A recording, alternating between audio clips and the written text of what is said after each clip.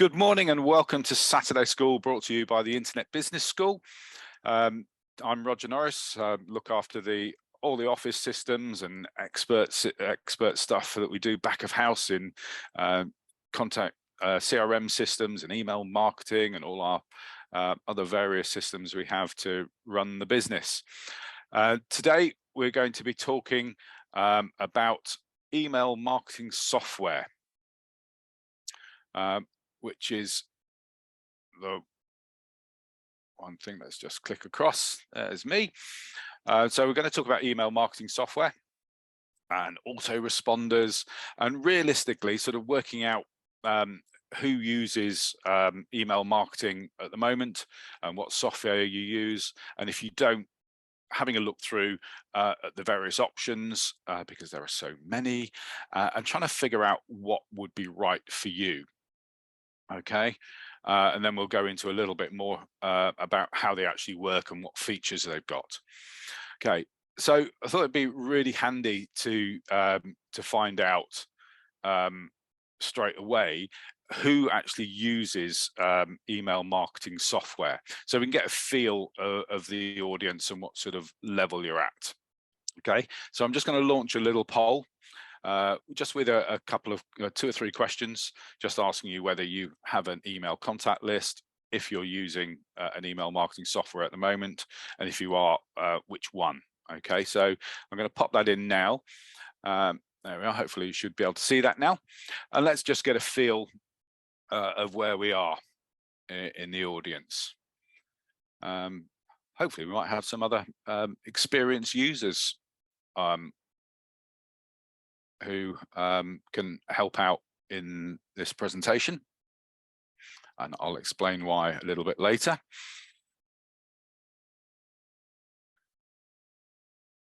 Our answers are coming in. That's all good. That's lovely. If you see on the slide the picture of me, that's the view I'm looking at out the window at the moment, across Hastings Bay towards Beachy Head, bright sunshine. It's a lovely day. That's good. Let's get a few more answers in just so that we can get a feel. The more people that answer, the better spread of the audience. I get a feel. I've got about 14 or 15 replies in at the moment. Okay, 30 more seconds. There's 3 simple questions. If you don't have a list or you don't use email marketing, hey, just let us know. It's not a problem. That's good. Okay, all right. Those. Okay, so let's just sort of stop that now. There's 18 people who've come in through. Thank you. So let's share those results. Hopefully you can see those there. So we've got a third of people who've got an email contact list, 2/3 don't. But people are using email marketing software. That's good. And a few people using Mailchimp, a few people using aweber. Okay, and mailerlite. I put someone on ActiveCampaign and a few other different programs. Okay, so interesting. So we've got a bit of a spread. That's good. Let's get rid of that poll. Thank you very much for that. Okay, so the reason why I'm on to talk about email marketing software. So I know that we spend a lot of time telling people that you've got to build a contact list. You've got to build a list because it's gold dust. You've got to market to that list. And we tell you all the ways that you can start building that list. But there's so many different options of what you can do from there. From that point on, it can get a little bit confusing. So let's just try and sort of demystify what's going on. So just to explain, I the tools that I use to run Internet Business School and all the email marketing side are the sort of top end premium side of stuff. Okay, so we use the last 3 years, 3-4 years, we've been using a system called Ontraport, which is a very sort of high end premium product that can do so much for you. And this, just on the screen here, this is just an indication of some of the logic automations that I have that I've built in Ontraport to send welcome emails out to people when they bought a new product. Okay, so you can see it can get a little bit complicated there with lots of sort of triggers and actions and boxes and arrows, and it can look at that from afresh and it just becomes super confusing. But for me, it automates the entire process. So someone buys a product from us, instead of us coming into the office the next morning and going and manually sending a welcome email, you get these immediately after purchase based on a trigger. So we've been using Ontraport for about 3 or 4 years, but there's so many features to it, we barely scratch the surface of its potential. And because you could run your whole website out of it, you can run training courses, you can run members areas, you can run all your sales pages and a whole host of stuff, but we've got other systems for that. We sort of pick and choose which ones we use. So we were paying kind of quite a lot over the odds. It was over £1,000 a month for the functionality. So which is okay, but it's quite expensive. And we were looking at other systems. So recently, in the last few months, we've been moving things across to ActiveCampaign, which does a very similar job, but for about half the price, which is really nice. Okay, and you can see here there's an example of how a same sort of campaign looks in ActiveCampaign, or one of the automations, and lots of confusing actions and buttons down the right hand side there sort of controlling it. So that's the kind of landscape that I operate in on the sort of bigger side of Internet Business School. But that's not going to be right for everyone else. Okay, you know, we've had sort of 15-20 years to get to this point, but the functionality that you need to manage your list and to build your list is not going to be the same. So what I thought it'd be fun to do was to look through and try and work out and try and help you decide what you should be looking for in an email marketing software program, what they can do, and kind of how to decide which one to go for. Okay, so let's just sort of start with the basics of what email marketing software is, because I'm conscious that there's lots of sort of blurbs and shorthands. You'll have heard things like CRMs and EMS and all sorts of acronyms, but what exactly are they? How do you figure it out? So what a best way to kind of think about it is to start with what your actual needs are and what you want to achieve with your email marketing. So are you looking at just sort of primarily doing sort of promotional direct sale emails? Are you wanting to send out newsletters? Is that your prime focus? Do you just want to send transactional emails? So transactional emails are sort of automatic emails that will get sent on a purchase. They're not actually a marketing email. So for instance, like a password reset, and then you've got the whole sort of autoresponder section, and there's a load, and I'm going to explain more about what exactly autoresponders are. So there's a load of different reasons why you might need email marketing software, and they're all going to be slightly different depending on your own setup. Okay, because it's almost like going out and buying a mobile phone and deciding which features you want on that phone, and which package you want to come with it. It's almost impossible to compare things side by side. So a lot of times you go with your gut. I prefer Apple over Android, say, and I want a big screen and I want this much memory. And so you have to choose the things that are important to you first, and keep a level head, because it's very easy to get carried away. Okay. But essentially, there are, I'll show you in a moment, there's sort of hundreds of different types of email marketing software. And all of them are out there saying, oh, we're the best, use me. And it can just become a bit of a nightmare where to start. So I just took a clip of just a few of the software options that are out there, and honestly, I could have filled this page 5 times over with the different options, hundreds of them.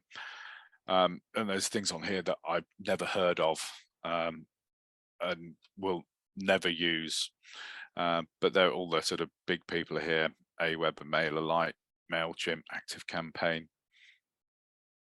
Ontraport, Zoho's in there. The big Infusionsoft, where you need a degree to manage it, and a whole team of people. So when you are starting out, it is confusing for sure. So the things to break it down to are, what is your list size now? Okay, so by list size, I mean the number of contacts you've got on your list, if you have one.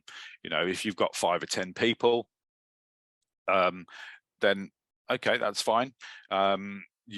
It's good to get into a starter email marketing software system, just so that you can start learning it and utilize it. So, because if you're sending your emails, your marketing emails, direct from your own sort of personal inbox or from your business inbox, it's fine when you're doing low volumes.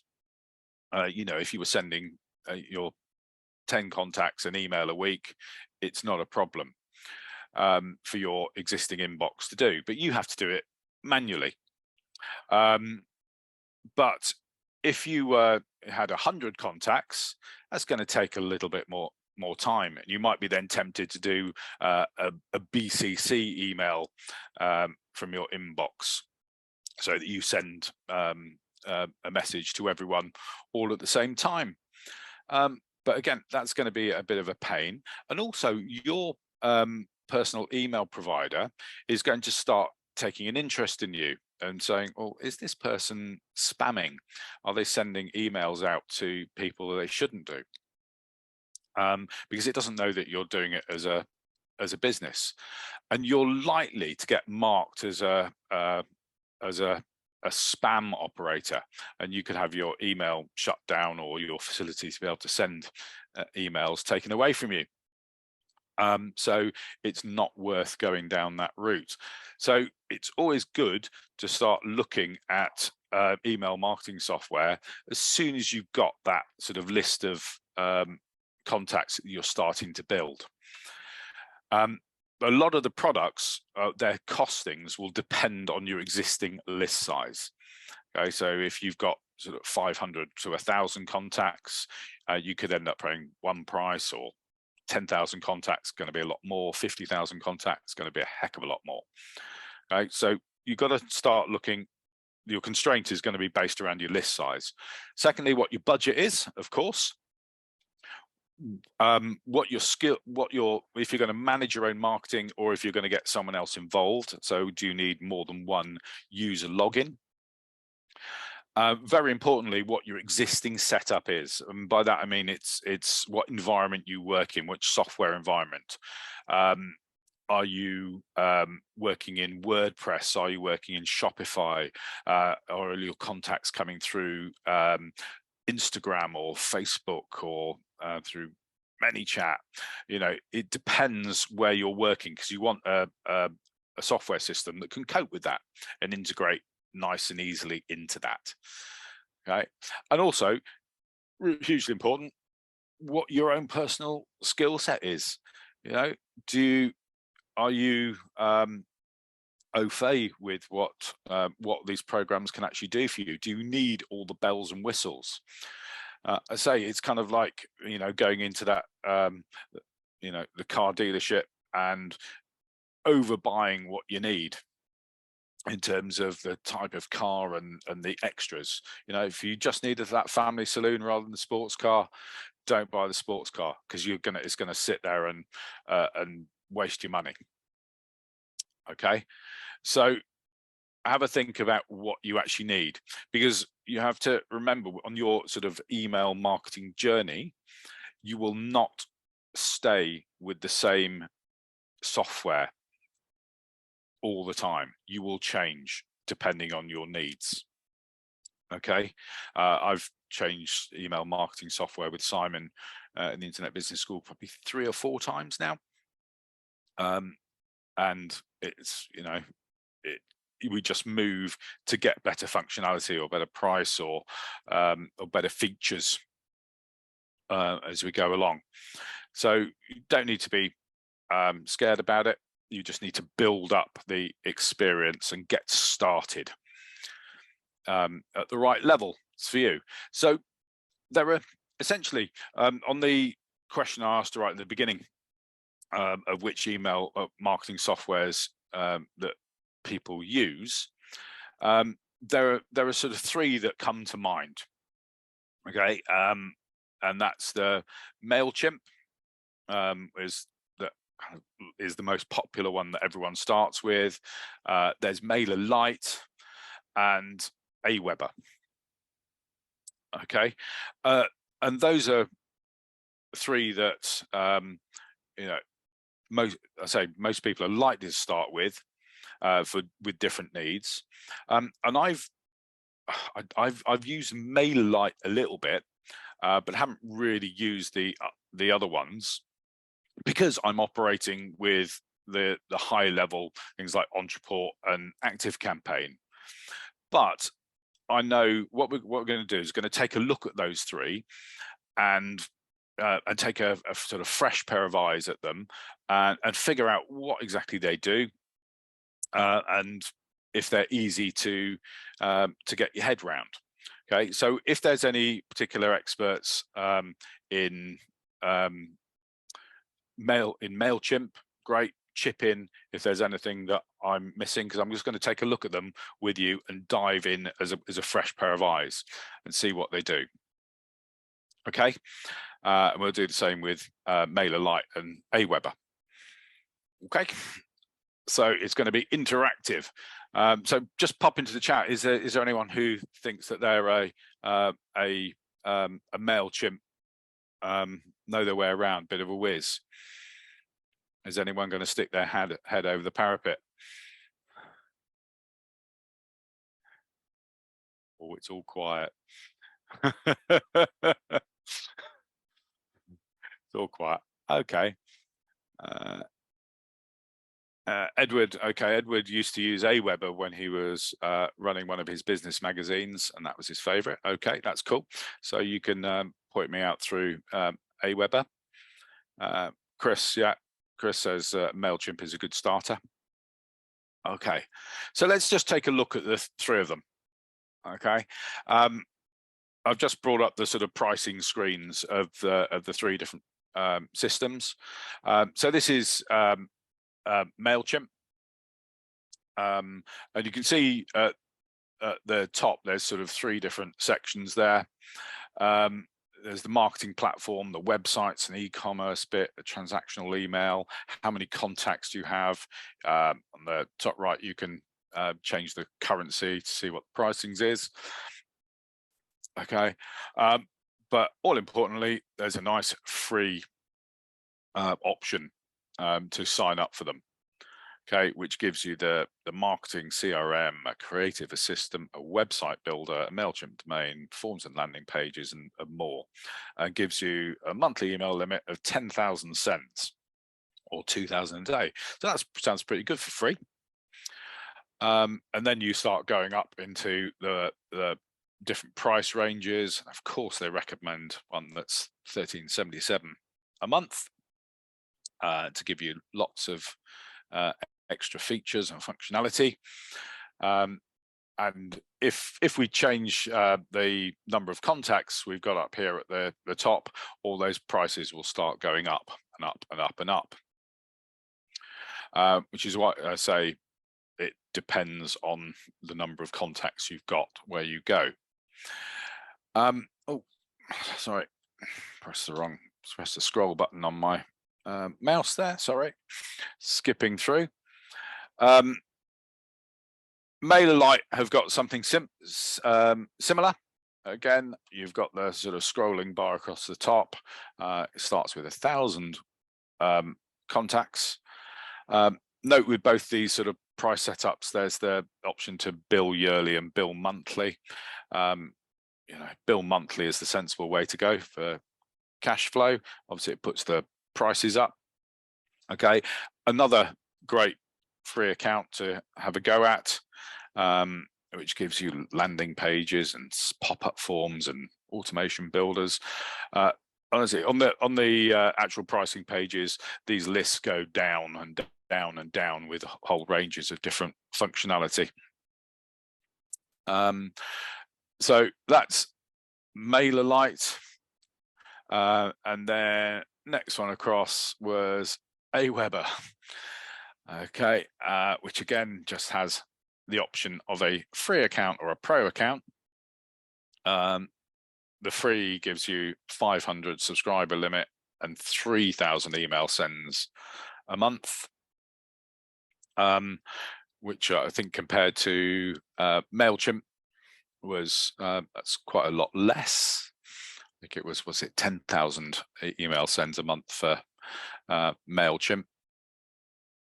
And it has all these other features and bits and pieces. Okay, but honestly, when you are looking at these side by side, you're not going to be able to tell the difference between them. You're not going to know which one is right.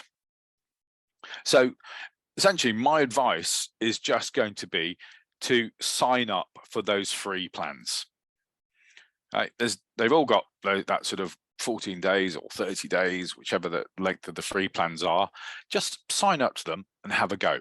So what I did earlier in the week is I signed up for all three of those accounts. And it took me less than Mailchimp was super easy. Took about 2 or 3 minutes. I didn't ask very many questions. You don't need an existing website or any information to go into Mailchimp, which I think is probably why it's very popular, because anyone can sign up and have a think about it afterwards. So super easy. MailerLite, okay, you have to have an existing website. You have to link a website URL, or it says a social media profile, because it's looking to make sure that you are a real person. Okay, it also asks you about it shows you anti-spam regulations as part of that sign up process. Okay, so MailerLite's a little bit more I suppose serious about having you on board as a marketer.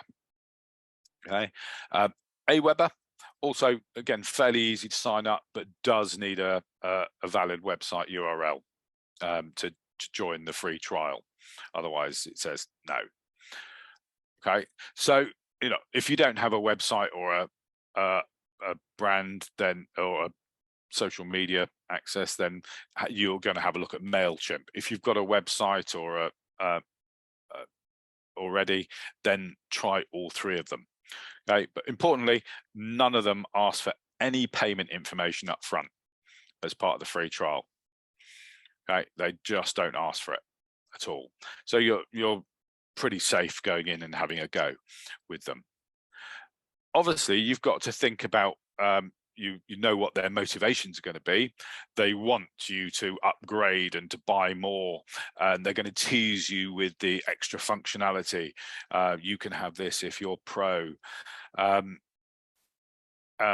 And Mailchimp especially is a good example of that, because it lets you sign up without a website, and then it's going to go, well, hey, how about building your website with us? How about doing this? You can do it for only this much, and do you want to host your website with us as well? You know, they want to suck you into that, you know, depending on that platform. And we kind of know from Internet Business School experience, you don't want to put all your eggs into one basket. It's not the best way forward. Okay, so that is what I've done. I've set up those 3 accounts, and then we're going to sort of dive in and have a look at them. And we're going to have a look at the functionality. We're going to have a look at whether they're easy to set up. I say I've spent about 5 minutes looking at each of them.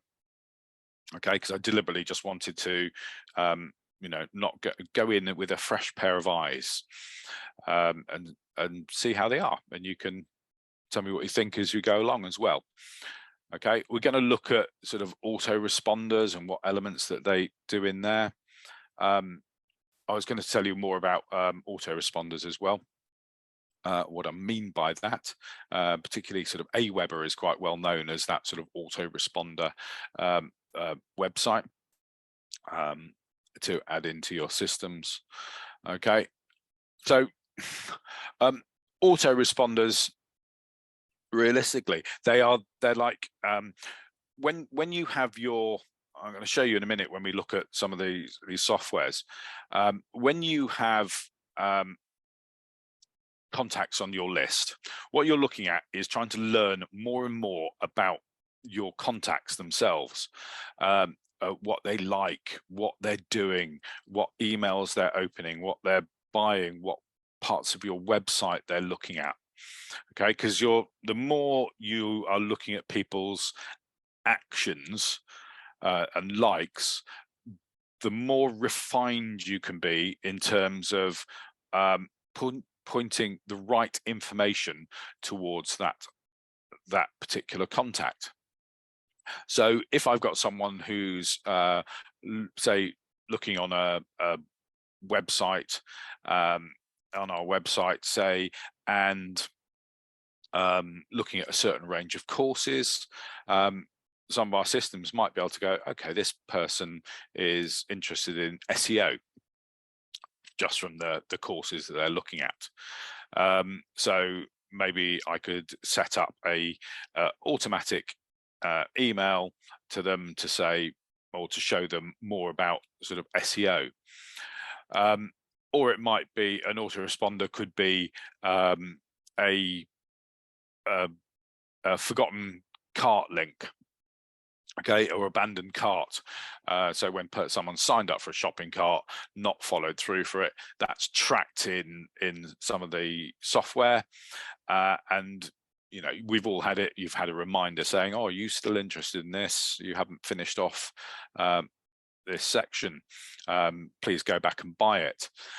It could be that an autoresponder is a series of emails. So when someone signs up to your mailing list, you might build an autoresponder series that says, as soon as someone signs up, hey, send them this happy welcome email, welcoming them aboard, and showing them around and pointing them to what great content you've got, where you want them to go to have a look at your next sales funnel. You could also set it that in 2 or 3 days time, they could get sent another email. Or you could, you know, there's basically the whole host of different actions and triggers, you know, based on whether a customer has opened an email or clicked an email, what time they've done it, if it's their birthday, So the more information you've got about people, the more refined you can be in your marketing and your autoresponders. So they're kind of like the sort of follow-up series of emails that saves you having to do it yourself.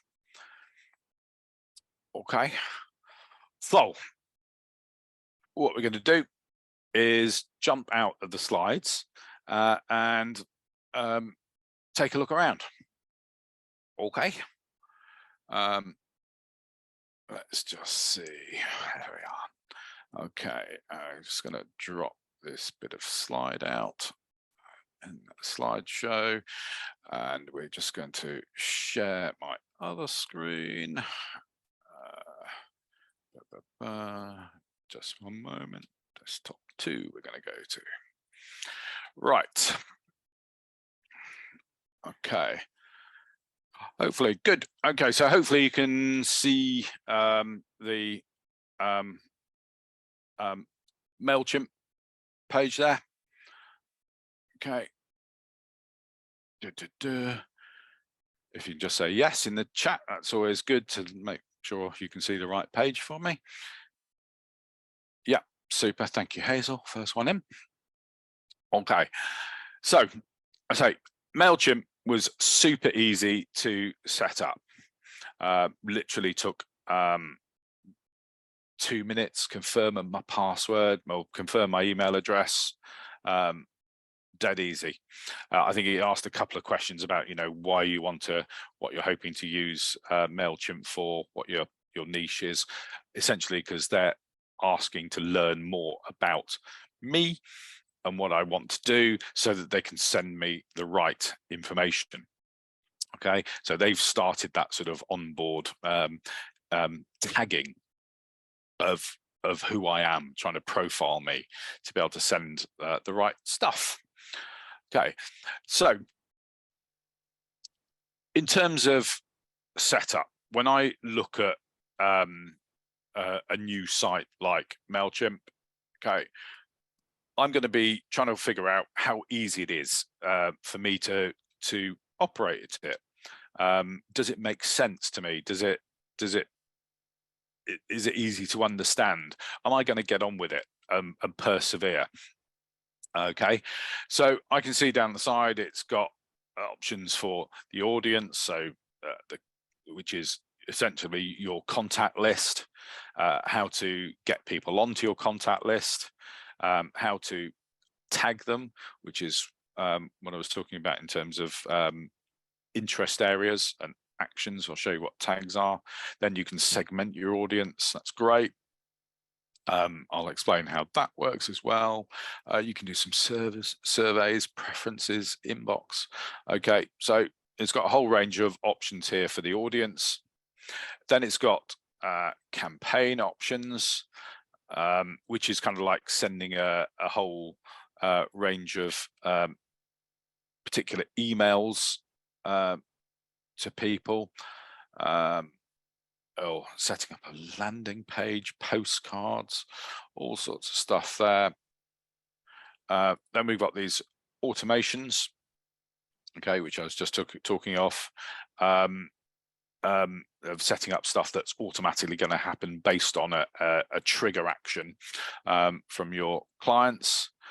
Okay, here's the option of the website.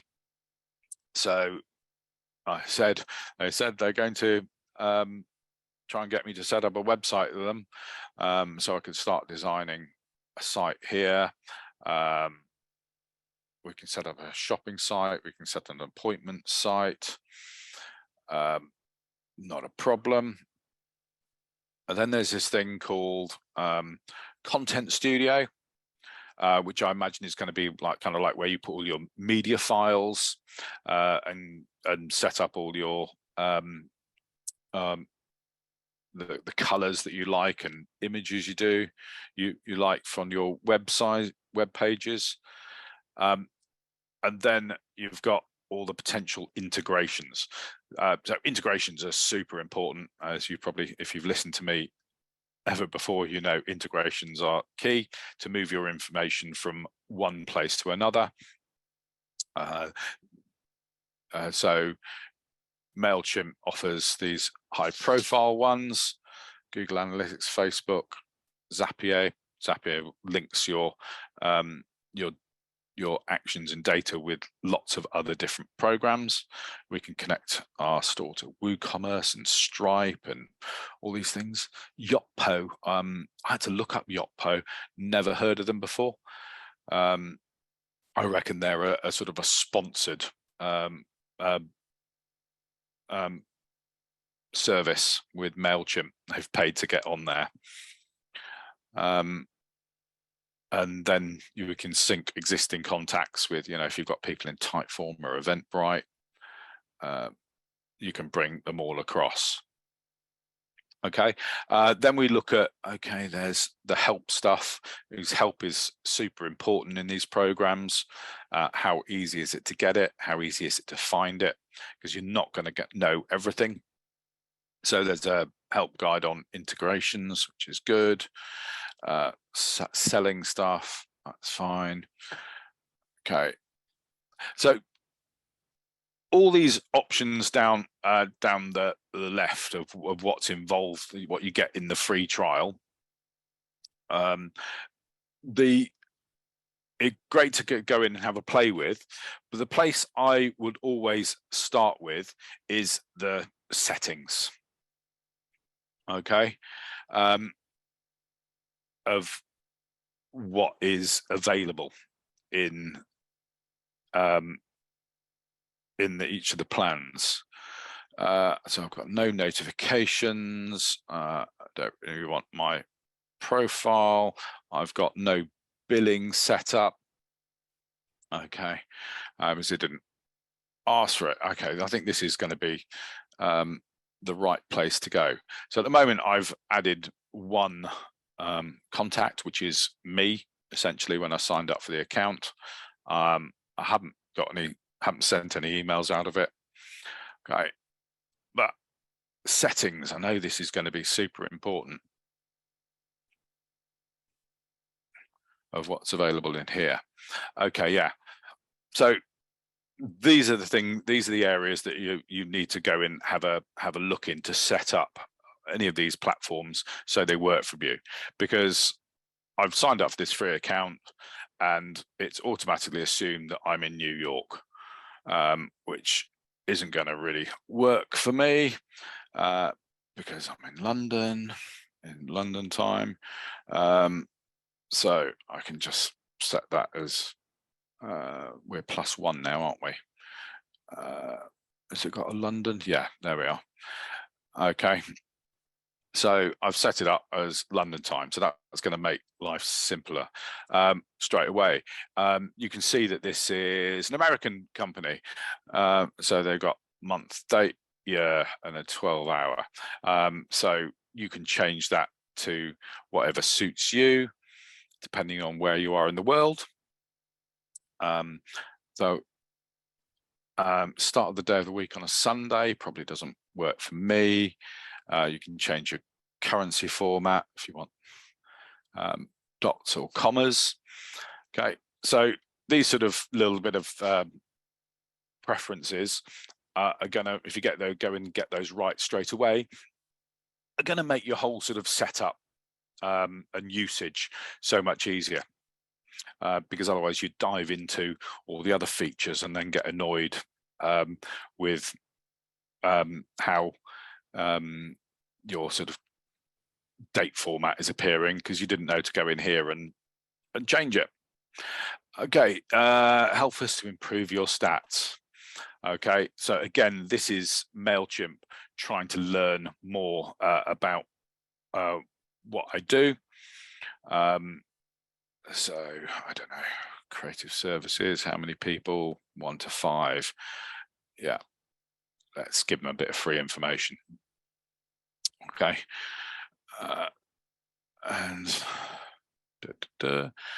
okay, it's got options here about the email builder that they offer. So use the classic traditional one that you've used before, or use their beta version. I'm always going to choose a beta version. Notifications, you can set up which ones you'd like, and manage automatic replies, space station inbox. Okay. Yeah, by declining automatic replies to campaigns. Okay, what this means is, this quite often happens, that when you are on your personal email service, if you set up an out of office, or I'm not available today, I'm in a meeting, that would, I send out a broadcast email and I get your auto reply back. And there can be quite a few of them, clogging up your inbox, but honestly, there's not that many of them. But I would always sort of keep them on. I wouldn't want to have this system of blocking out of office notifications, because a lot of people will use that when they're closing down an email address, or if they're moving company. And so I have a lot of the autoresponders that come through that say, oh, I'm no longer at this email address, I've changed it to this one, please update your records. And I can go into my contact list and change that over, job done. So I would tend to want to keep those on. Okay. Settings, that's all cool. Billing, I don't really want to look at that at the moment. Extras, referrals. So I'm presuming that I could refer people to Mailchimp and get a commission, I'm guessing. API keys, these could be super important. So an API is something that we would use as a direct connection between different types of software. So not all software offer the sort of API. It's kind of like a meshing two products together directly, because you have a security, you have the an API is formed of sort of two parts. So it's a security key, which is a really long bit of code that identifies you in one software platform to another one, and then it has another sort of a security password as well. So I could take an API information out of one program like Mailchimp, and say if I wanted Stripe offers an API join, I could set up an API password in or process in Stripe and link it to Mailchimp directly and seamlessly. So that they're quite sort of pro, but they're really super secure. Okay, and you're also going to need APIs if you then build an app or all sorts of stuff. Okay, so yeah, the API keys provide full access to your Mailchimp account, so they are important to keep safe. And their mobile SDK client keys, I think that is for apps, to link your Mailchimp into an apps. Okay, so there's some pro stuff in here. Integrations, I do like integrations. So Mailchimp should seamlessly link into a lot of different programs already, of Facebook, Google, your Google My Business, your Google Calendar, SurveyMonkey, lots of different options here for integrations. So that's really useful. Okay, so that's a sort of a look around at the general features. Let's just go back to audience. Okay, because this is audience is where it's at. It's about your contacts and getting them on board. So just a couple of questions came in. Ashley asked, is it advisable to segment your list amongst the free plans? Yeah, if you're just going into a free plan and having a look around, then yeah, put in your list that you've got at the moment, and if you've got any segments set up, put those in. If you don't like Mailchimp, you're not going to work with it, you can just delete your account, and it's going to delete the data in there. No harm done. Which of these can be used on an Android smartphone? I imagine pretty much all of them can be. I can't imagine that that Mailchimp wouldn't have an app, but you know, the simple thing to do is just go into App Store and have a look and see what the reviews are. So yeah, Mailchimp has an app in Android. It's got a 4.7 review score, million+ downloads. So yeah, looks pretty safe to me. Okay, if in doubt, just sign up for the free account, sign up for the app, have a look around, see if it if it works well for you. Okay, so I've got an option here to create a sign up form, okay, to get people onto a list, or into your social media to get people to sign up to your list. Basically, to attract more audience. We'll have a look at those at the moment. Okay, but what we're going to do is just import some new contacts that I happen to have lying around. Okay, so I've gone to the audience section and we're going to import contacts. So I could set this up to, we can set this up to import contacts from another service. Okay, and that would be almost like setting up an integration. I imagine if we continue with this, it's going to say, oh, let's just try it. Which integration you've got.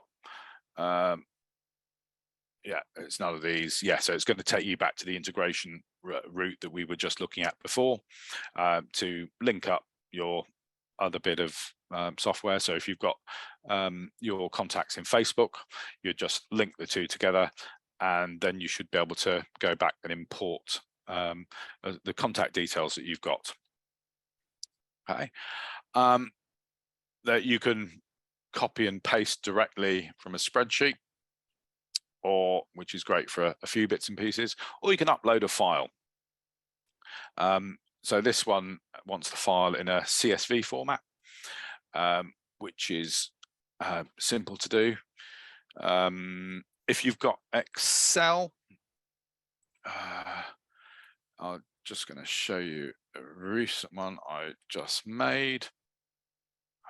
You don't need to know about that one. Okay, so I just created a spreadsheet this morning, and I saved it in I built it in sort of normal Excel and then saved it as a CSV, comma separated values. It is. So essentially I started with sort of first name, surname, full name across here, all these different data points, and they were in individual columns, and then I had the rows of each data. And when I save it as a comma separated value file, then it puts it into this sort of format. So it's got all, it removes the sort of boxes of data and just puts them into one row with all the data together. Okay, so I've set up some test data here. See how this works to upload. Okay, so we're just going to browse this. There's my test contacts. Okay, so we're just uploading this spreadsheet. I haven't done this before. Okay, so this is on this particular platform. So that is okay. So it's going to first ask me what the status of those contacts are. Okay, because they need to know whether you've got permission to contact them for marketing. Okay, so this is a super important point. With sort of GDPR and some of the American security rules as well over contact information, you've got to have a good reason for emailing someone in marketing, and that's generally where you're asked to opt in to a mailing list, so you're given informed consent. You're not allowed to anymore to pre-tick a box to get someone to opt in, although I'm sure you will all come across websites that still do that. It's a little bit naughty. Or they put Weasley words in saying with double negatives, please tick this box if you do not wish to be not included in our mailing lists. It's just like, I don't know which way it's going, but they're trying to get you to tick a box that you think you're opting out, but you're actually opting in, which is a little bit naughty. Okay, so you can get, Mailchimp wants to know whether these people are subscribed, if I've gained permission to market to them. What other options have we got? People who are unsubscribed, which I don't know why you'd want to include those into the list. Someone who said, no, I don't want to hear from you again. Then you kind of take them off your contact list, because there's no point having them hanging around. Non-subscribed, just okay. Non-subscribed in this case, that might be sort of people that you've picked up as people who've browsed a page on a website or social media, but they haven't actually, so you've picked up some information about them, but you haven't actually got their direct permission to market to them yet. Or a cleaned list. I'm not quite sure what context that's in, but I can explain about list cleaning as well. But anyway, I'm going to assume these people I'm going to put on my spreadsheet are subscribed to me, and I'm going to click this button here so that if their email address is already on my database, the information I'm importing will just update that contact rather than create a duplicate contact. Okay, so now what it's going to do is look at easily organize your contacts. Okay, so I've included some tags on the list that I've set up to upload in here. Okay, but it's now giving me option to create another tag. Okay, so I could choose customer, that's fine, or I can create anything that I want. So for me, this would just be the sort of first upload of contacts, or it could be the email marketing course. Okay, right, and then so that's going to create put an extra tag on each one of the people that I import to say that they're on the email marketing course. Now it's trying to match up the titles that I put onto my spreadsheet for the column titles with the format that Mailchimp uses. Okay, so it recognized my that first name is a first name, but it didn't know what surname is. Okay, because it looks here that in Mailchimp they use the terminology last name. Okay, so I'm going to confirm that when I'm in surname in my spreadsheet, it's actually last name. So it's going to put that bit of data into the last name column for every contract. Full name, does it have email address, first name, last name? Okay, so Mailchimp doesn't give the option of a full name data point. So I can either skip it, or I could create a new field to tell them I want a full name, but it's not a problem. But if we don't want to import that one, then I'll just skip it. Does it give me that option to get rid of it? Okay, let's just sort of create a new field for this option and just say full name, and it is a in a text format. Okay.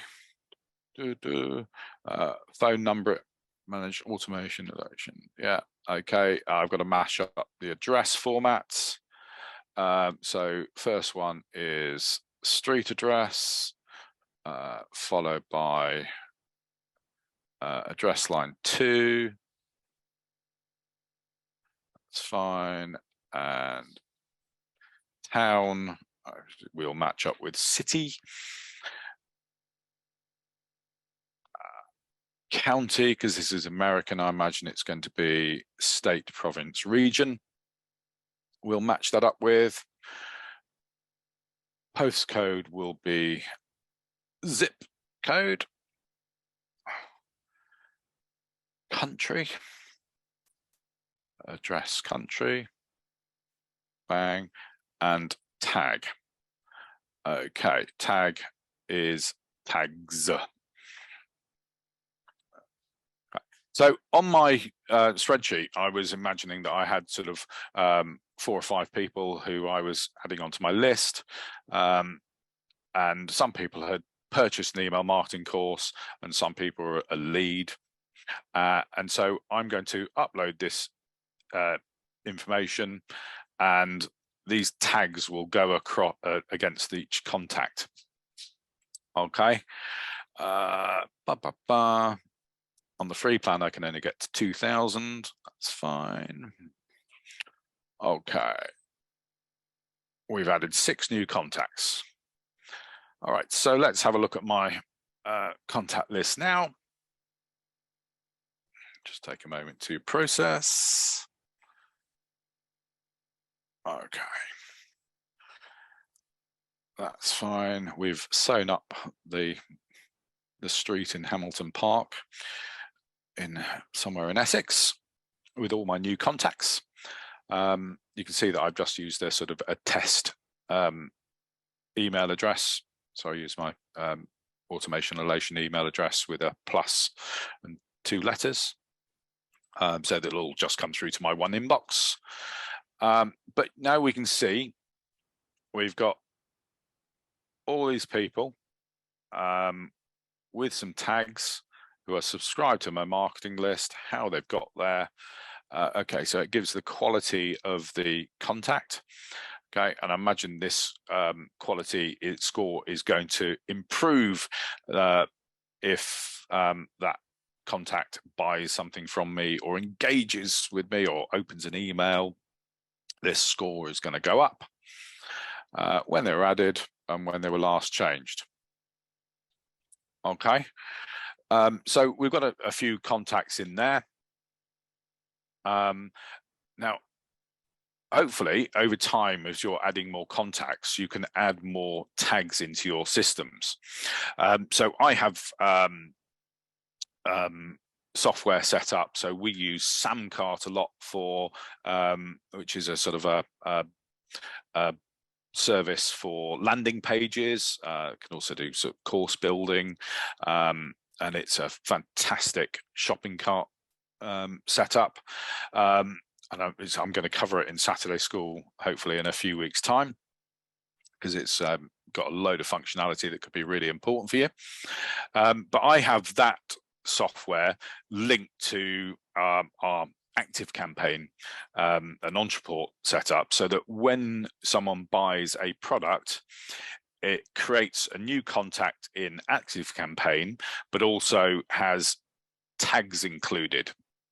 Okay, as they've purchased so-and-so course, they've subscribed to this, or they've completed this course. So I have action information from ActiveCampaign that come across to the contact information in the mailing list side. Okay, so I'm bringing that information across, adds in extra tags, and then I can use these tags to segment my leads. Okay, so we're going to have a look at segments really quickly. This is where your tags come in. So I'm going to create a segment of my list, and you can create a segment based on a whole load of different criteria. Let's have a little look. So you can generate personalized messages based on user behavior, which is the tag. So we're going to look for contacts. We're going to base them on their email address first, but there's lots of different options.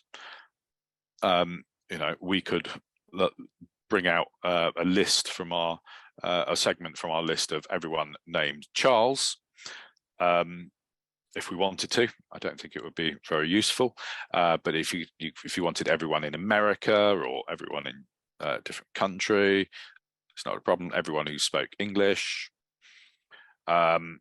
people who had opened a particular email or got been on a landing page. There's lots of different ways that you can segment your list. The most common one is the tags. Okay, so either yes or no, and I'm going to the options of my tag list. I've got email course purchases or email course leads. Okay, so I want a segment of people who are leads. I could add a different criteria as an or. So this is where you could refine a segment a lot more detailed. I don't want that one. Okay, so I'm just going to preview this segment. These are the people who are my email course lead, and I'm going to save that segment, and I'm just going to call it email course leads. Okay, so these people are now in a particular sort of batch of my a segment of my contact list. It's kind of like a filter. They're filtered through, but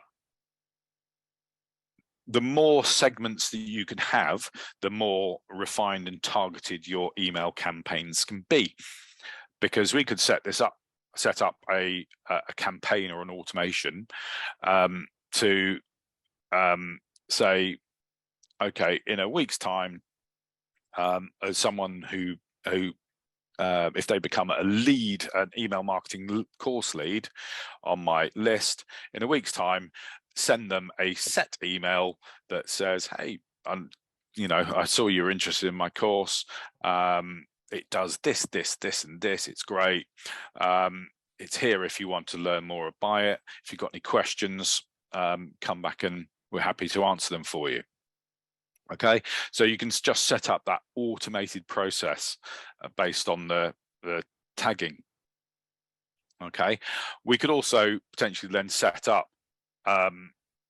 that when someone purchased, if they purchased my course, then that's going to add a tag to that contact that says email course purchaser, and we would set up our automation campaign to say, if the person has the tag email course lead and email course purchaser, don't send them a would you like to buy email, send them a hope you're enjoying email.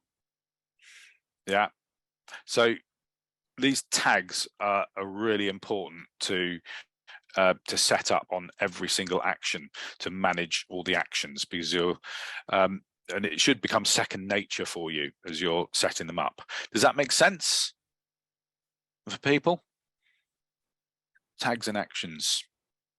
It's the foundations of email marketing software. Okay, that's cool. All right, lovely. Well, so I'm not going to go too much more into the audience side. Yeah, sign up forms we need to look at, definitely. All right. So this is something that we could, everyone loves a pop-up on their website. Yeah, or a contact form. So you could embed a Mailchimp contact form on your website as well, that comes directly and brings all people who make an inquiry through your website into your mailing system. Okay, and then there's the good old integrations as well. All right. Let's have a look at how the pop-up works. As I say, everyone likes a pop-up. So bang, you can, I put a little logo in, a 60-second logo design. And you could, this is where you can put in what your call to action is to get someone onto your list. Wait to hear more, this, that, and the other. What other options we got in there? Okay, so it's got an option to say, here's your email, but I'd really like to actually know your first name and your last name, and if applicable, could you give me a phone number just in case? Okay, can you see the little asterisks against these as well? All right, this means that that question is set as default. It has to be answered.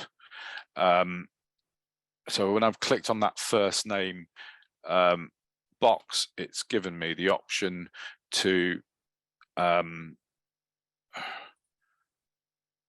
say that is required. So if you want to get on my list, you know, you've got to be prepared to at least give me your name. But I'm happy if your phone number's there if it's optional. You can add your disclaimer. Okay, so just set something up that says, hey, you know, by agreeing to this, you agree that to hear more from me, and you can opt out at any time by just emailing me at so-and-so or clicking unsubscribe on one of my messages, not a problem. The email unsubscribe text you can just take from anywhere. Just look at what's on another website, or don't get too worried about it. Just pop that in. Okay, but okay, so here's a really simple list. You can set up the success message as well, saying thanks very much. Okay, now this is where because I signed up to Mailchimp as without putting in any website, it's now asking me to connect my website. Okay, so if I do the pop-up, it says it wants to connect it to my pop-up form. So essentially, a pop-up is just going to be kind of, it's HTML code that is all that funny sort of left arrow, right arrow rubbish that you don't really understand, but you just copy and paste it into your website, and it shows the content in your website. We're not going to do that now. Okay, so in order to connect it, we've got this pop-up, we've got to put the code into the header part of the website and integrate it. and then they'll connect the website to your automated collection audience. Okay, so it's going to ask for my website and to accept the terms. Okay, but we'll do that one later. So it's fairly simple to connect your website, to get that code and pop it into the header part of your homepage. And I imagine there's going to be some settings availability for the pop-up. So you never want a pop-up to come up straight away, maybe 20 seconds or on exit. Otherwise, it's like, I'm trying to find out what you're about. I'll decide whether I'm coming on your mailing list. You can change the overlay as well, how it appears setting, and the setting positioning of it as well. Okay, so there's some nice free bits here. There's different parts of different options for this form. So if I wanted to change the look of that form, I could. Yeah, so it's fairly straightforward, isn't it? Okay, so that would be setting up a pop-up form. I don't need that one. What other options have we got there for a pop-up form? Embedded forms, so that you could put the form directly into website. Ashley's just asking which chatbots are integratable with email marketing software. Okay, well, most chatbots, I mean, I think you were probably using systems like ManyChat.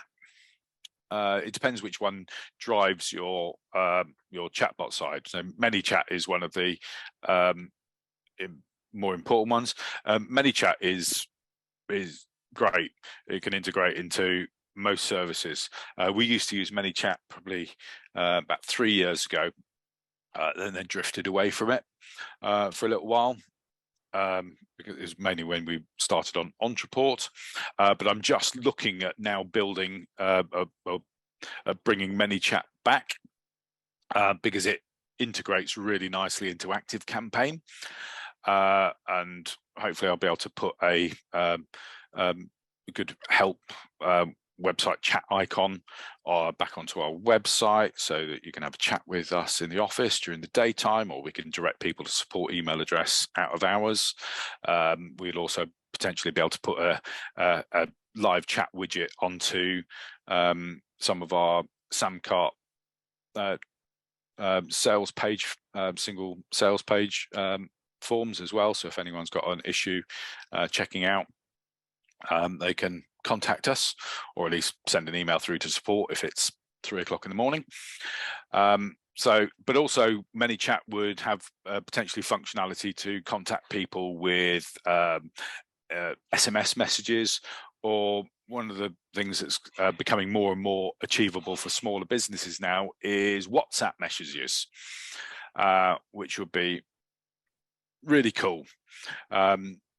So, you know, everyone gets bombarded with emails, but it would be really cool if we were doing a live event, that if you had your ticket sent through on a WhatsApp message, or, you know, a little last minute 10-minute to go before a webinar reminder on WhatsApp, it's inoffensive, it's instant, you're more likely to read it, more likely to have a conversation as well. You can have, you know, your support live chat support icon on websites can all be done through WhatsApp now as well. It's fantastic. It is. I'm just learning more about it myself at the moment, but hopefully I want to sort of go down in that direction. I've just got to kind of look at some of the pricing, because it depends on where someone's connecting to you in the world, and how many contacts you have through WhatsApp each month, etc. So there's a few things to work through, but yeah, ManyChat is a really good place to start. But again, it's the same as all these programs. Have a look at what's out there. Sign up to. They've all got a free trial. Sign up. Have a look around and see what works for you. Okay. All right. So this is a brief a show through on Mailchimp. We've got, now we know the sort of functionality that's available in these programs. Let's have a look to see how it works in MailerLite. So MailerLite, I can't actually use yet because I haven't confirmed my website URL with them yet, because I don't plan to use this on there at the moment. But so I kind of like that they're a bit more sort of serious about who they will allow to use their site.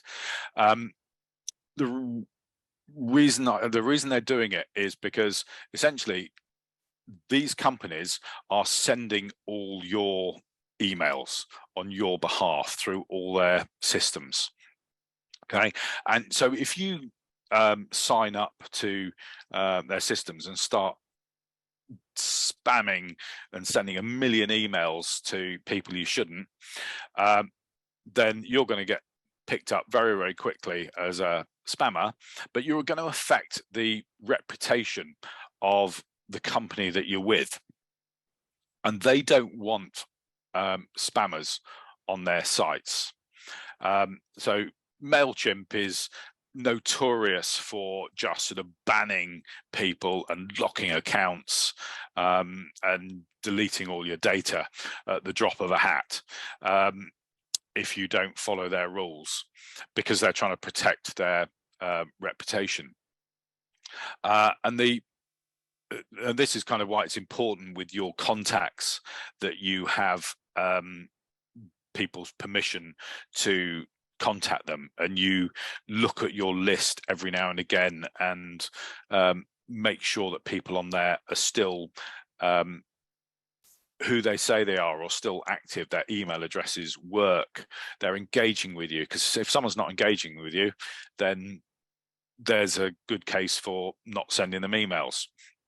It's a little bit harder nowadays because of things like iOS 15, the security software on Apple phones, which pretty much automatically opens your emails to check what's inside it to see if you want to read it. So we will get a ping that every single Apple email has been read when it hasn't been, and you get other software which disables tracking notifications.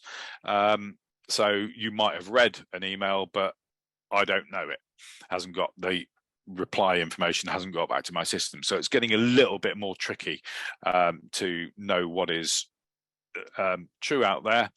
But essentially, if you've got someone on your list who's not engaging with you, you can try and re-engage them, but otherwise move on. Not a problem. Also, this is really important. There's something called a spam trap, where every now and again an email company like Gmail or Hotmail will take a website or an email address that has sort of kind of lapsed on their list, and the person is no longer being used, and they'll convert it into a spam trap, so that if I send emails to that dead email address, they'll say, oh, this person's a spammer, they shouldn't be, they don't have permission to send to this person, and it's going to mark us, our emails aren't going to get through to you because we're going on to spam.org or all the other spam sites as an unreliable service. So yeah, you have to be important to keep your list clean, and there's various sort of options you can do for that with list cleaning services. There's something called MailFloss that we use, but there's lots of other ones, and it's a paid service. You get credits for the number of contacts you've got on your list, but yeah, I probably spend about, for the list size we've got, about sort of $100 every 3 or 4 months to keep the list clean and to make sure that new contacts who are going onto the list are actually who they say they are, and not dodgy ones or misspelt or anything like that. Helps keep the list clean. Okay, so MailerLite, it's going to be pretty much the same in terms of operation. On the dashboard where we are at the moment, we've got email campaigns, which is where we would set up our email sequences to people. We've got the actual emails themselves. We've got segments, groups, fields. So you can set them up in slightly different ways as well. Groups. Okay, so groups is a kind of like an overall, looks like it's an overall segment. So you can have a sort of higher level interest area. So imagine if you were you had sort of distinct areas of your business that these are people who've booked a wedding, these are people who've eaten in my restaurant, these are people who've stayed in my hotel. They're three different sort of higher levels of category of people, groups, and then I imagine that you should be able to then segment each of those groups a little bit more. Okay, so fields stats as well. Okay, stats of how I'm growing the list. Well, I've just got the one on there at the moment. This is a list cleanup as well. So this is good because exactly what I was just talking about. This looks for inactive subscribers, and you can set it up so that it will remove people from your list if they haven't opened an email in, say, 6 months. Okay, or you can try and then do the final sort of win back campaign to try and get them to re-engage with you. Okay, and you can see that MailerLite is actively saying we recommend you get rid of these email addresses to maintain healthy deliverability and optimal performance, because they don't want any spam traps or spam complaints on their systems. All MailerLite particularly had, when I signed up for them, it brought up an anti-spam tick box going through all the things that you should and shouldn't do. And so it's good that they take responsibility for that right from the off, to get you to use the site correctly. Okay, so what else have we got in MailerLite?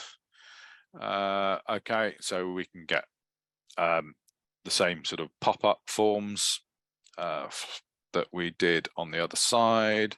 Let's just have a look at how simple it is. Okay, no. Select. Okay, I've got to create a group. I don't really want to do that group now. Oh, okay. Let's just do something. See how that works. But I could select all the groups. Okay, what have we got here? So this is just a nice pop-up. Okay, some quite a lot of different options we got there. We got countdown timers for events. That'd be pretty cool to put on your website if you needed to.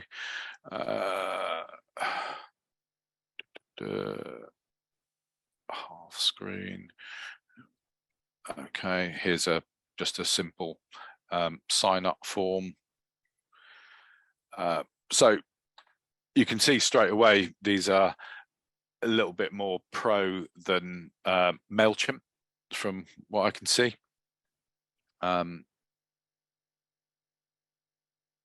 Probably you can change the image and all those boxes as well. So I quite like that part of it. sites options down here.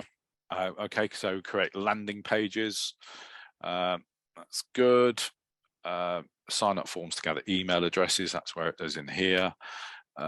Contact forms, surveys as well. Newsletter archives. Let's just see what we've got. Okay, so we have to select this subscriber group all the time.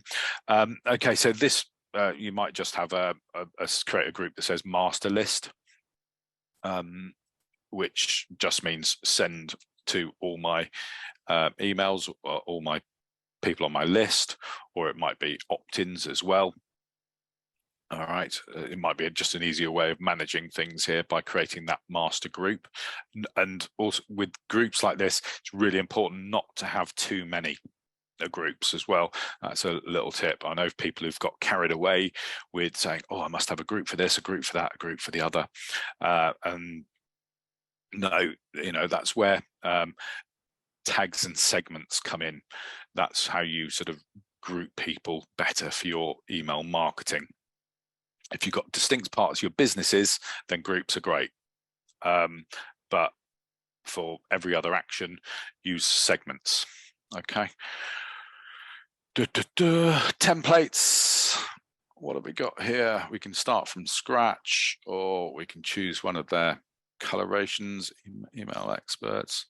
There's 46 different options here.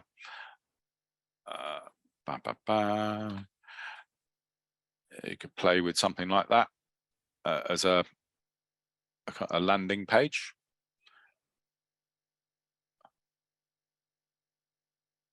It's all right, isn't it?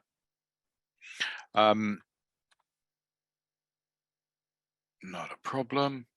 So yeah, some good stuff in there for that side of sites.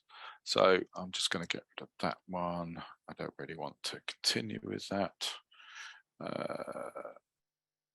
Let's get rid of that one. Just cancel that one out. All right, so site side. That was the landing pages. Right, automations. Okay, again, this is the linking your other programs. So let's just see how this works. Start building an automation. Okay, all right. So sorry, this is for sending up a workflow and a trigger. Okay, so this would be, what options have you got? When subscriber joins a group, subscriber clicks a form. So these are actions that happened, anniversary of date, on a particular date. When subscriber joins a group, we'll put it that new contact group, repeat the workflow. No, we only probably want this to happen once. Okay, right. So this is creating an automation. Okay, so this is the trigger element of when a subscriber joins a new group. We're going to either email them something, or delay could be wait 1 day or hours or minutes, or set a specific time. We're going to wait 1 hour, and then we could split them on a rule. Basically, if we could define a petition based on previous activity, or whereabouts they live. Lots of ways that you can build this up, and you could have people who are okay, new contact. If you're in America, I'm going to send you this information. If you're not in America, we'll send you a different information. And you could then sort of build up this side saying, okay, you're not in America. If you're in Europe or UK, send separate information. you can keep on going down. It's all sort of logic steps. As you go in, you just got to make sure that every step is closed off. So I'm just going to get rid of the condition, just because it's going to make things up. So someone joins as new contact, we're going to send them an email. We're just going to call this the welcome email, set a title from it. It's going to come from, you can put a name in here so that it appears in someone's email inboxes from Roger Norris or a business. Okay, then it says, right, send their email address. Okay, this is something I haven't really set up as yet in these systems, but it's much better to send from, instead of your Gmail in here, to send from a business email, okay, through your domain email.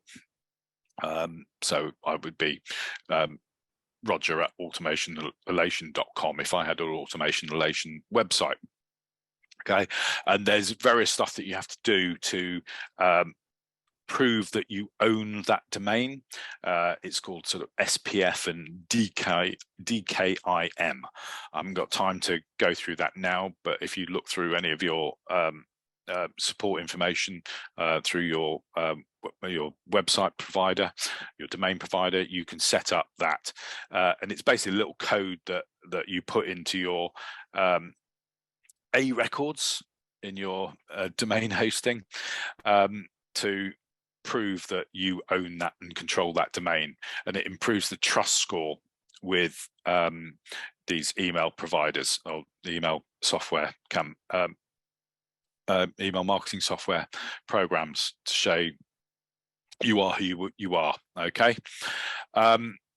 so I'm not going to, this would be an email designer, nice and simple. We can use a drag and drop gallery. We can do custom HTML if you want to, or rich text. Look, most people are just going to do drag and drop editor. Let's have a look at a template gallery for emails. It's probably best, I know people send quite a lot of sort of visual emails, but we kind of find that sometimes the sort of the more pictures, the more spammy the email can become, and the less people open them, which is why we tend to send more sort of just sort of simple text-based emails out.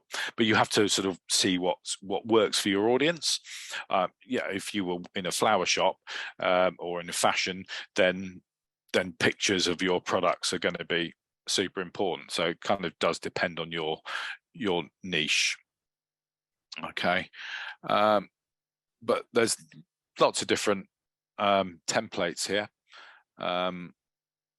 that you can choose from, or choose something based on one of your previous emails.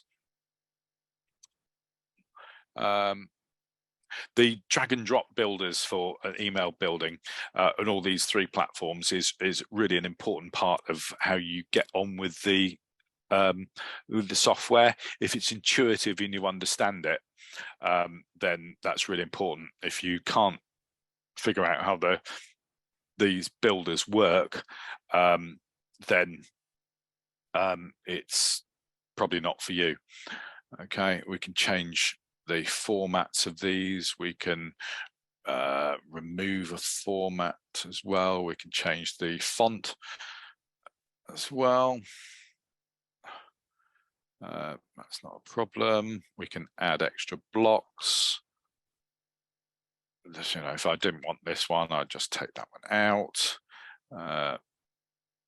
You can probably change the spacing between them as well, move things up in the list, drag things down. Yeah, so it's pretty intuitive. Okay, change a photo, add some button text. well,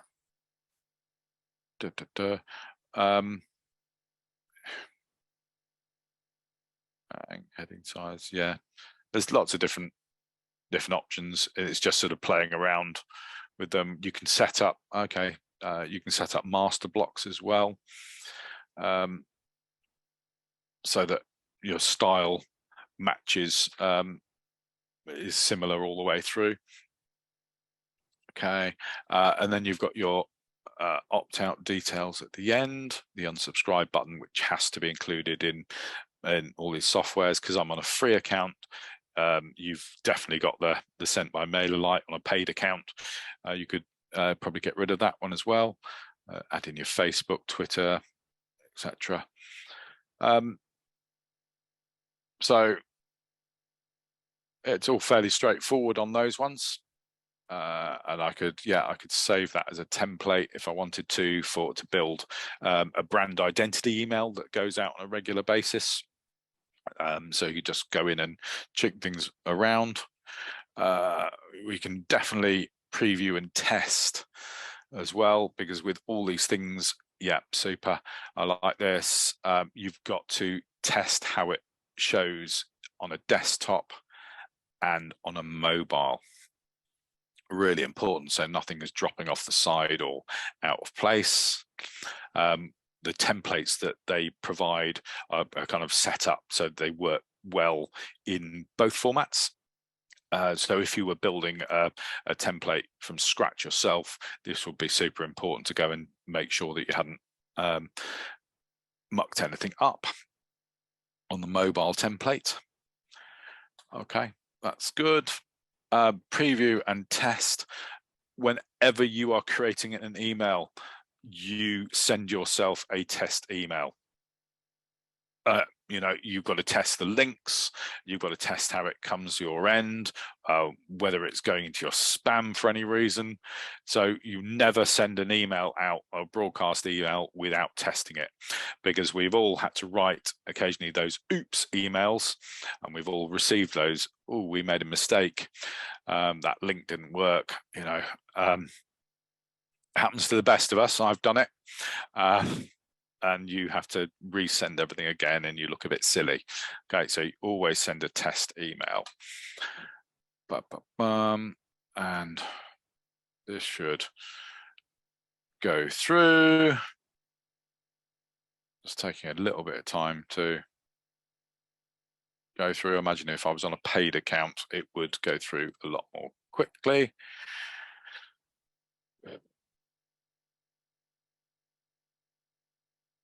Oh, that's a bit boring. And usually sending a test email is just a quick click and send.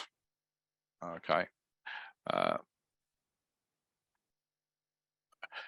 Right, let's just have a little look. I don't think that went through, but interesting. You can start seeing the free accounts that I signed up for. Mailchimp automatically pointed me in the direction to get up set up two-factor authorization. So whenever I'm logging in, I've got a code on my phone, so nice and secure. Neither aweber or MailerLite have pushed me to do that. Mailchimp has sent very few. I don't think they've sent any follow-up emails at the moment. MailerLite has sent a couple to try and encourage me to get going. Aweber's been quite proactive. They seem to, at the moment, I'm up to a 5-step onboarding email process that comes each day to try and get me to learn more. So I think it's quite strange to sort of sign up for any of these sort of free accounts that are based around on autoresponders and managing your email list, and they don't actually have a follow-up process themselves to do it. Seems a bit odd to me. Okay, MailerLite is sending a few more bits and pieces, but they're coming through to my promotions box rather than to my updates box. So yeah, maybe Aweber's got the slight edge on that one. Okay, so that test didn't get through. It hung. That might just be because I'm running a webinar at the same time. Okay, so I've set this up to send an email, and we're going to then set an action in here, which should have a stop button. No, we can move it to a different group, move to another step, mark as unsubscribed. No, that's not really what I'd want to do at that point. Normally, at the end of a process, you would add a step that says stop here, or wait here until something else happens, or this is the end of the flow. I'm not quite sure how this is working in MailerLite, because essentially someone's become a new subscriber, you've sent them your new subscriber emails, job done. There could be a potential that you said I'm going to send them to a different follow-up automation that you build, but I'd rather do that using behavior tags as well. If you ever get stuck on these, then if you wanted to come back to it, I could just say wait 600 months. What step is in work flash, and one delay steps need to be completed. Okay, well, which bit is incomplete? Oh, I needed to set the delay in here, didn't I? 1 hour. Let's save that one. Okay, so new subscriber comes in, waits an hour, sends a welcome email. And then I'd have to figure out what was happening on this one. And this is just going to be trying to turn it on. Oh, I can't because I haven't set up my domain yet. So it's not going to let me send any emails. Okay, but that's because of this bit up here. Okay, but that's just how relatively easy you can build an automation. It would kind of make more sense if you had your website linked in as well. Okay, account settings, I said, always the good one to look at. That's me in Hastings. Change the time zone, time format. I'll probably have something a little bit like that one. Oh, it won't let me remove the MailerLite branding. Okay, yeah, I can send a logo in here as well. Lots of different options just to personalize stuff. Force update to unsubscribe disclaimer. Okay, email unsubscribe list that's important just to fill those ones in as well. These are your website domains that you can add in. Or they're going to include the option of getting a domain from them. I've done this before a few years ago on a different website. It was to link in your domain.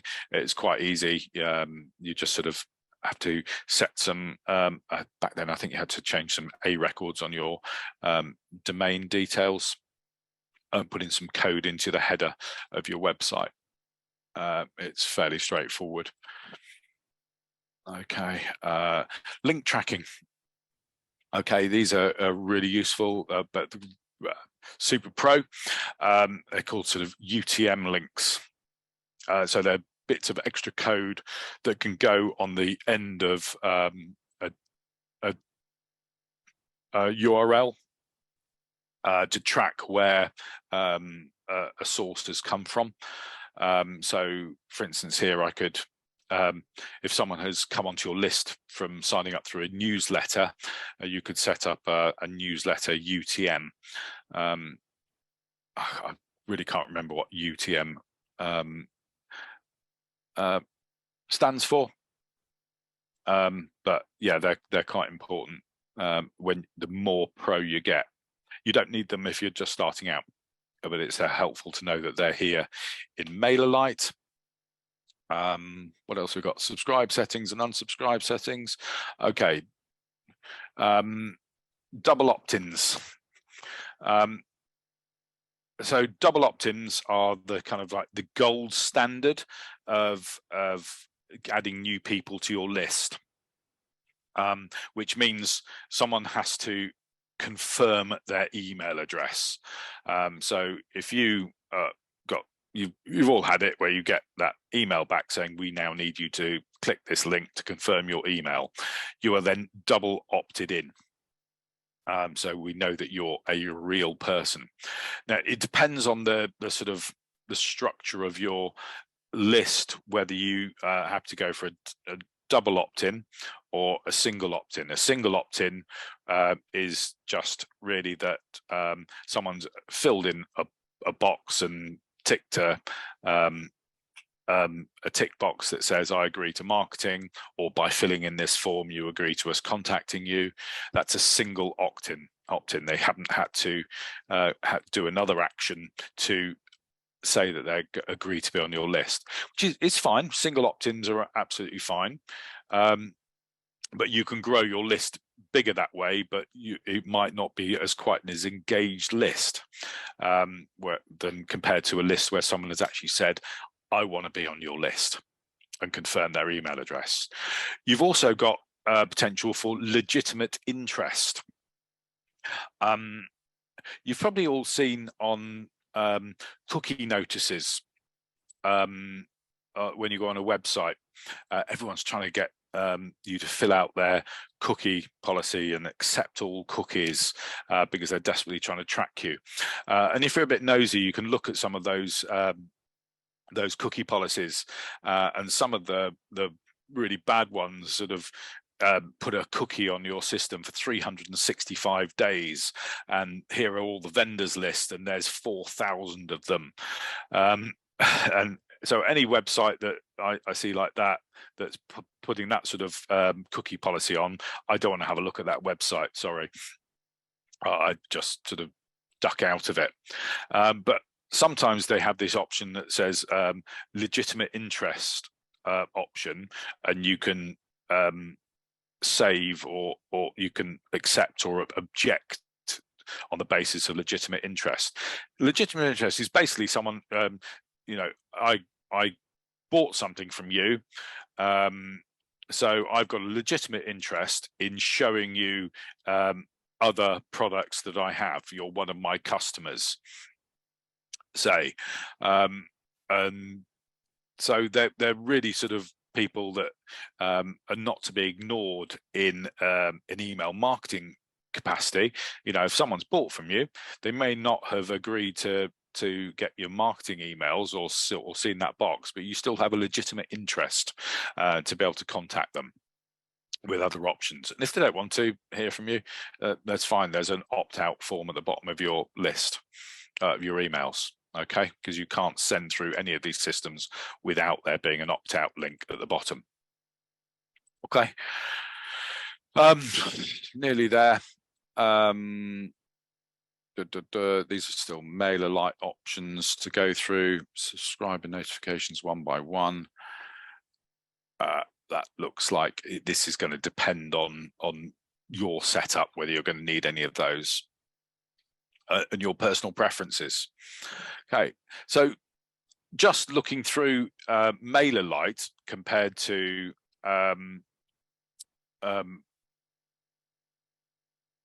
looking at MailerLite compared to Mailchimp,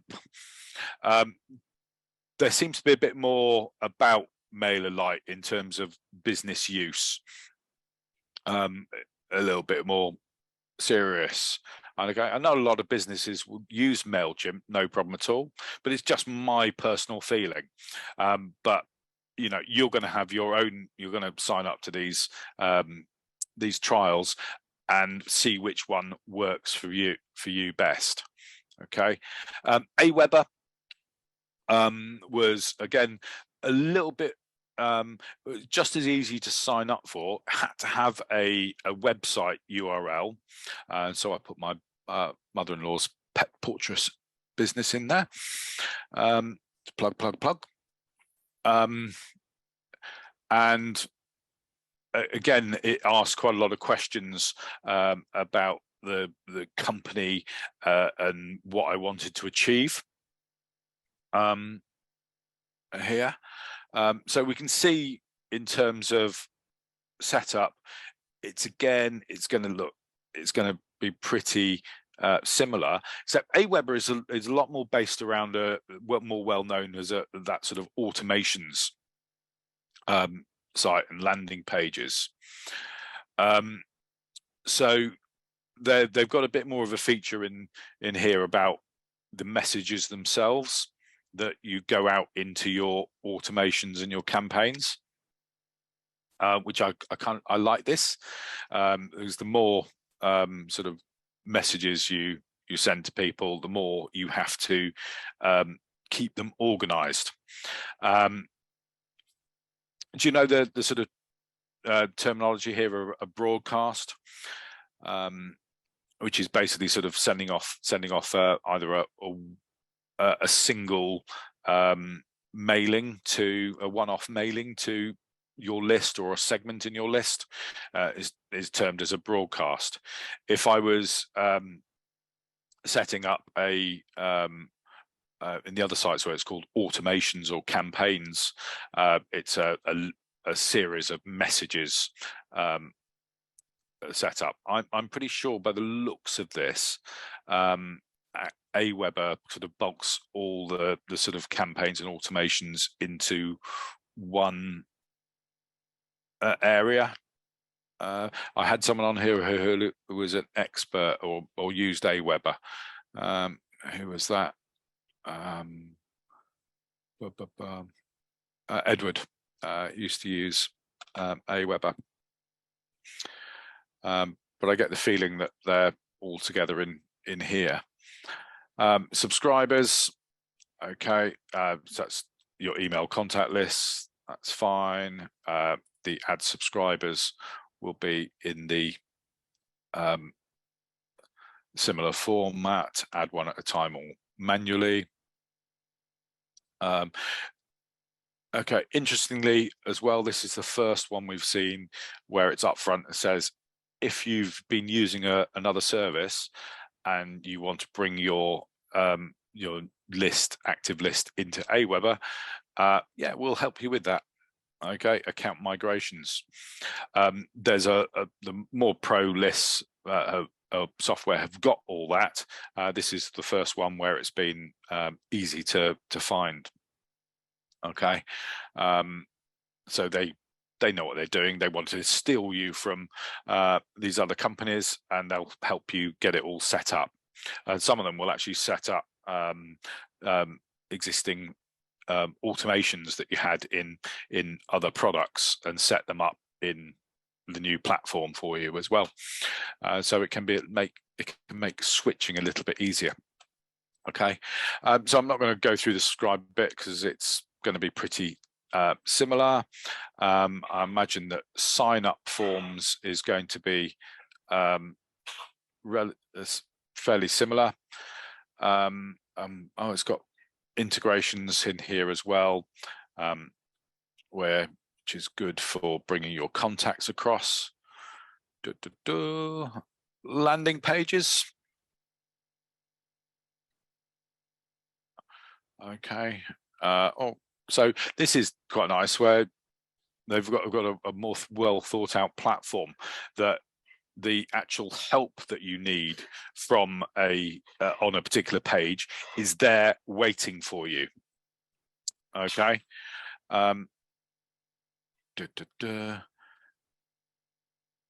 So you can easily access and go, right, let me just learn how this works.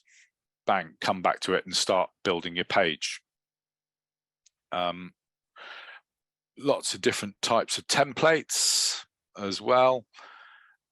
Payment plans, subscription service, personal coaching. Yeah, so there's some lots of different options in here, aren't there? I quite like this. E-commerce, product promotion, opt-in. There's the opt-in forms, confirmed opt-in, simple sign-ups. Andrew says AWeber have under messages campaigns. I think that's how they segregate it, but not used for years. Yeah, I kind of get the impression that it's all under the messages part now. Broadcast campaigns. Yeah. Some of them are, it may well be under campaigns that this is where the automations are as well, because it's just a different type of campaign. It's just an automatic campaign. Okay, list options, what have we got? Okay, so I've got a list ID, the reasons why I wanted that list. I was going to send out updates to people who had pet portraits done or inquiring about them.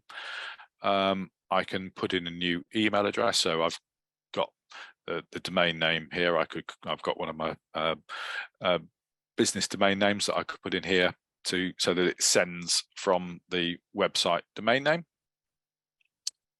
That's really cool. Contact details, upgrade to remove the badge. That's always one of the selling points. Tags. Yeah, so we know what tags are, but yeah, good. Again, here's your help side to get you going. This is tend to be how the bigger systems like ActiveCampaign and Ontraport have. The help for that page is on that page and accessible. But I didn't really notice that much in here. Okay, look, there's just a brief question mark down here, and it looks like it's probably just some sort of chatbot going in there, but it sort of takes you off the page to get your answers, which is up to you, but I kind of don't like that as much. Okay, this has list options. Here's the list automation. Let's just see if that's where the automations are. Okay, I've got to have Pro account to have the list automation, and this is where I'd get, yeah, clicking open automation, website tracking, sales tracking, custom branding. So yeah, so that functionality is only on a Pro account. Was it $19 a month for 500 people? Then hold on, let's go to that. We don't need that one. It's say 500 is the minimal contact. If you go up to more contacts, that price is going to go up. Okay, so I can't show you that bit. Ashley says, are all three functional within Google Apps? Oh, no. They're not functional within Google Apps, but you could probably link them to Google Apps. Okay, so let's have a look at the integrations in AWeber. ClickFunnels, WordPress, PayPal, yeah. Divi, Groove Apps is in here as well. Okay, for the people who are on Groove, that's a nice thing to know. Stripe for landing pages. I imagine there's hundreds of potential opt-in or integrations with Zapier. JVZoo is in here, ClickBank. So you can see kind of AWeber is more designed for that online marketing marketer rather than anything else. Contact form acuity, yeah, webinar jam for automated webinars. So, okay, 757 different integrations. So I think there's going to be plenty of options in here to link most of your stuff. Aweber, yeah, integrated with Google Sheets as well. Google Calendar, contacts, analytics. So yeah, there's plenty of Google options in there. Andrew says, can we not do this within Google paid for accounts? It would be fantastic if we could. Okay, so again, it's about that sort of contacts and email marketing side of it, of someone being opting in to receive your marketing. So I don't know whether the Google Teams, the paid option, has a bit more functionality, but I think they kind of steer away from it because they're sending so many emails already. They're kind of leaving it to these other systems. I don't really know why there isn't a Google CRM, or is there a Google CRM that is just in your face and we just don't think about it? I don't know. I'll have a look at it, but they haven't really sort of stepped into that environment. Maybe they're not allowed to go into that environment for antitrust laws because they're so big already. Got to leave space for everybody else. Okay, so Aweber kind of, it looks good for the more serious marketing, or for, certainly for sort of email marketing through online enterprise. It looks really good. If you're running a school club or a small business on the high street, then maybe not so much Aweber, maybe one of the MailerLites or Mailchimps. So it kind of depends on where you're in.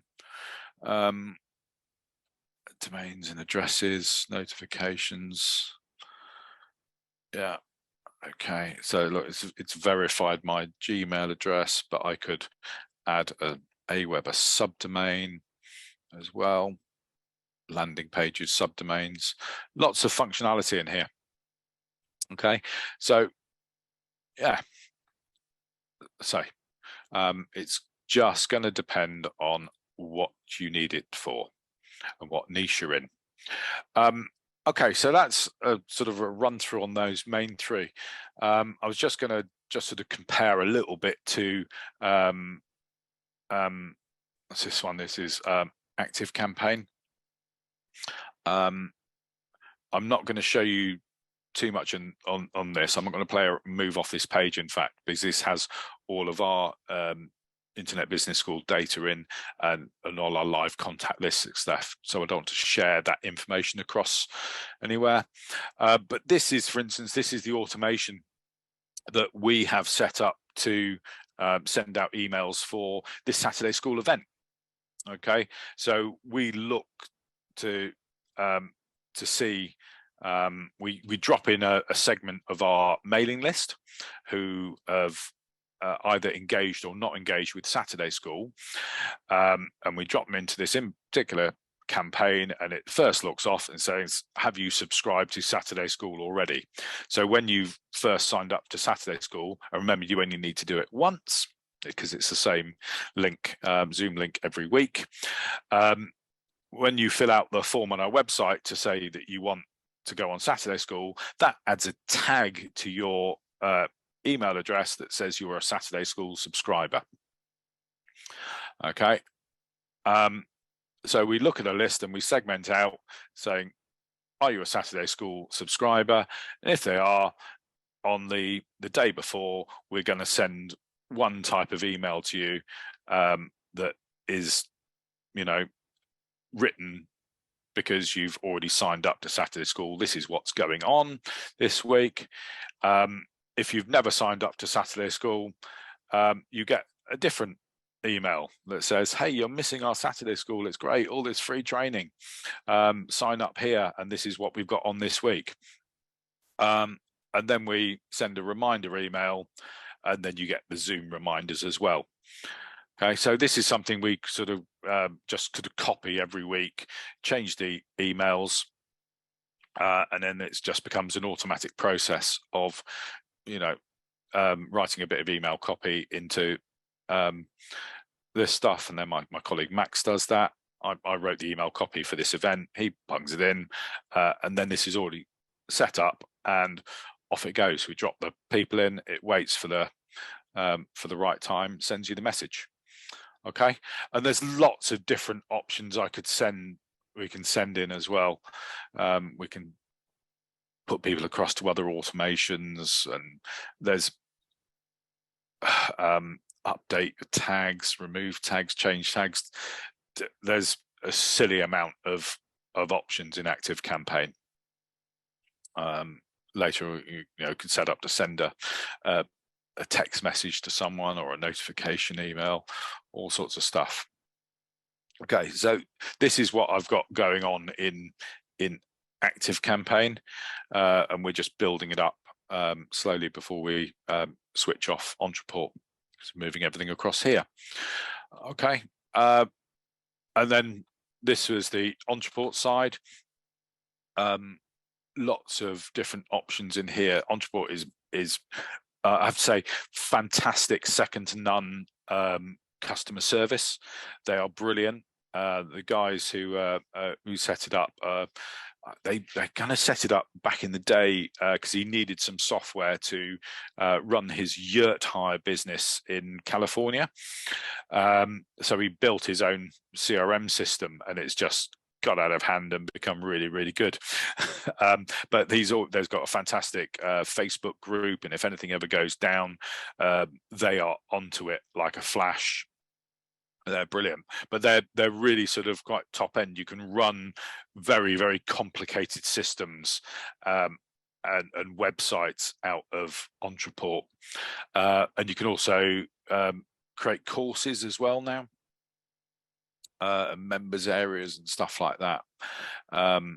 There's an awful lot in here, but so we just sort of scratch the surface of its capability because we've already got a lot of the other stuff set up.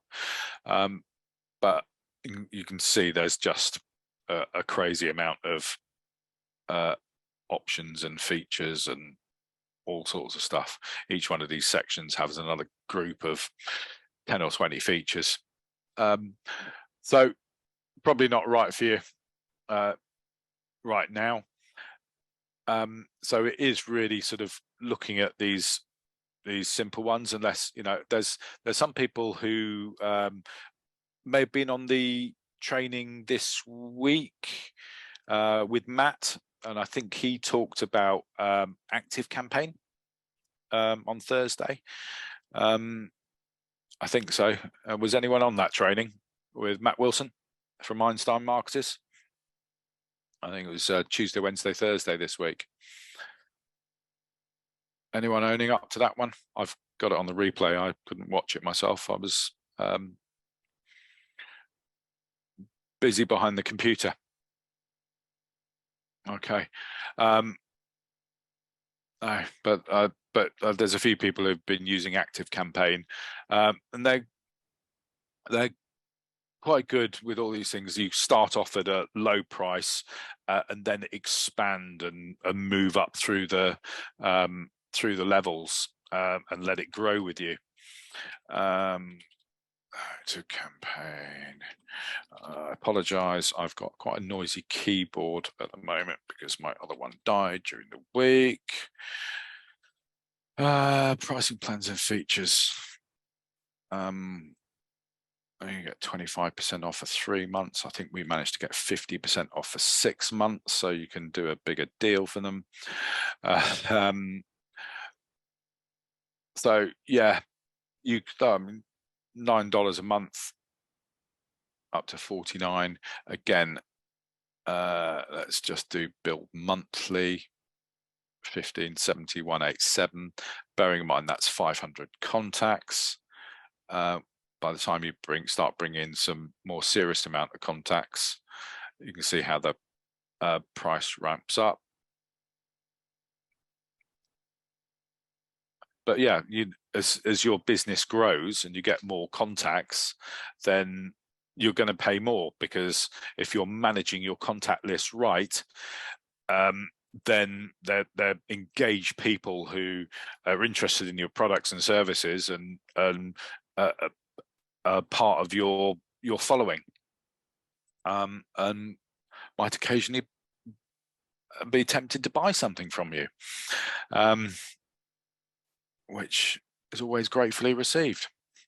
But you can see there's a lot of potential. So, you know, I'm still learning ActiveCampaign myself and going through all the features on it, and slowly building it up. So it might be something at a later date we have a bit more of a dive through on ActiveCampaign. Okay, but I think that sort of covers pretty much everything to begin with now. And it is, as I say, just go in there, get those free trials and have a play around. Because, you know, what's important to me is not going to be as important to you. What I find easy should be might not be make sense to you. So you've got to find out what you work with. Yeah, Andrew, you're quite right. As you pay more on these CRM systems, you should earn more. Yeah, if you keep your product range right and engage with your customers right, you know, you should be able to grow and build with them. The stuff that I've done on Ontraport in the last sort of 3 years has made a big difference to the business here, and in terms of, you know, what we can do, the number of staff we have to have. You know, I used to be sending out letters and envelopes and all sorts of stuff, and now everything is so automated. It's super easy. We got time to concentrate on other stuff. Let's just go to that. Yeah, so have a play around and just find out what works for you. Okay, and start somewhere. You know, you start somewhere, stay on somewhere for 6 months. If you start getting frustrated by it, then move to somewhere else. You know, upgrade, try something different. Okay, never accept, you know, what you're paying for is the best value or the best functionality. Okay, so any more questions? Ashley asks, Roger, which is better for hard copy, database versus old-fashioned address book? An old-fashioned address book, the old Rolodex. I'm not sure I quite understand the question. What's better for a hard copy? I mean, we work in the cloud. Everything is in the cloud, and it stays up there. If I wanted to, I could print something out. I'm not sure I quite follow the question, Ashley.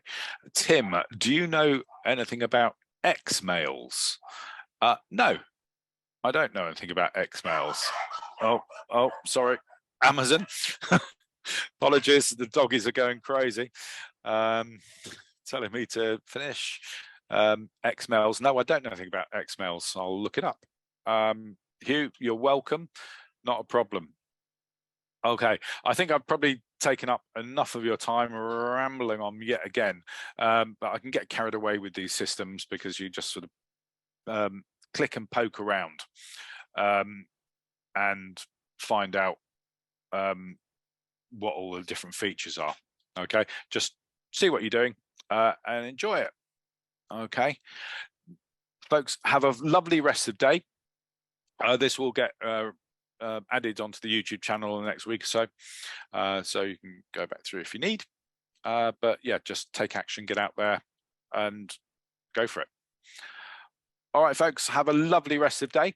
And hopefully I'll be seeing you in about a few weeks' time, when I'm hoping to go through Samcart with you, which could be really useful as a landing pages and all sorts of stuff like that, and payment links. So I'll catch up with you then. Have a good time.